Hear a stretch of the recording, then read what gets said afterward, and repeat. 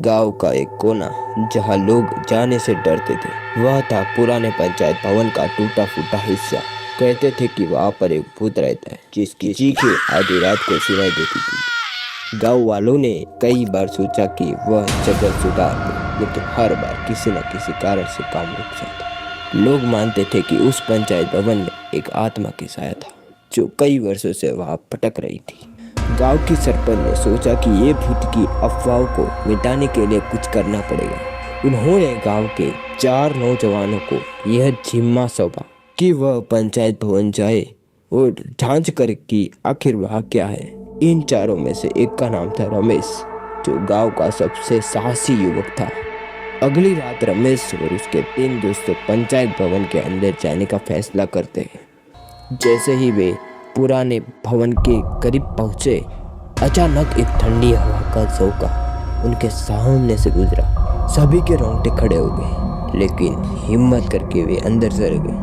भवन के अंदर धूप अंधेरा था और चारों ओर सन्नाटा पसरा हुआ था। उनकी टॉर्च की रोशनी जैसे ही दीवारों पर पड़ी, वहाँ धूल और चालों से भरी हुई पुरानी दीवारें दिखने लगी। वे धीरे धीरे अंदर बढ़ते रहे और तभी उन्होंने एक कमजोर आवाज सुनी। आवाज जैसे किसी की सिसकी हो, कोई रो रहा हो। सभी सहम गए। रमेश ने कहा, डरने की जरूरत नहीं है, शायद ये हवा का खेल है।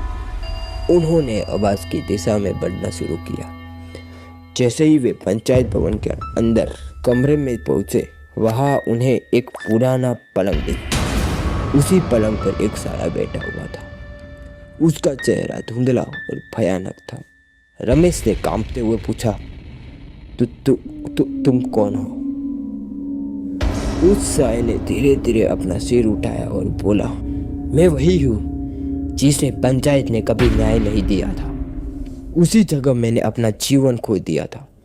मैं न्याय की तलाश में यहाँ अटका हूँ और जब तक मुझे न्याय नहीं मिलेगा मैं यहाँ से नहीं जाऊँगा। चारों दोस्तों की सांसें अटक गई। उन्हें समझ नहीं आ रहा था कि क्या करें। तभी उस भूत ने जोर से हंसते हुए कहा, तुम भी मेरे जैसे बन जाओगे, मेरे साथ यहाँ हमेशा के लिए रहोगे। अचानक कमरे की सारी खिड़कियां और दरवाजे खुद ब खुद बंद हो गए और वहाँ गहरी काली छाया फैलने लगी। चीखों और सिसकियों से कमरे का हर कोना गूंजने लगा। चारों दोस्तों जान बचाने के लिए दरवाजे की ओर भागे, लेकिन दरवाजा जाम हो चुका था। अंत में किसी तरह उन्होंने हिम्मत जुटकर खिड़की तोड़ी और बाहर कूद गए। जैसे ही वे बाहर निकले, उन्हें एहसास हुआ कि उनकी पीठ पर किसी ने गहरा निशान छोड़ दिया था, जैसे ही किसी ने अपने पंजे से खरोच दिए। अगली सुबह गांव के लोग जब पंचायत भवन के पास पहुंचे तो देखा कि चारों नौजवान बेहोश पड़े थे और उनकी पीठ पर अजीबोगरीब निशान थे। उन्हें होश में लाने पर उन्होंने पंचायत भवन का भयानक किस्सा सुना, लेकिन कोई उनकी कहानियों पर यकीन नहीं कर पाया। पर उस दिन के बाद कोई भी उस भवन के करीब नहीं गया। पंचायत भवन की दरारों से अब भी रात में चीखें गूंजती। लोग कहते, वह आज भी न्याय की प्यास से भटक रहा है पंचायत का भूत। अगर स्टोरी अच्छी लगी हो तो लाइक एंड सब्सक्राइब जरूर कीजिएगा और एक प्यारा सा कमेंट छोड़ के जाइए। जल्दी मिलते हैं अगली कहानी की तरफ। तब तक के लिए टेक केयर।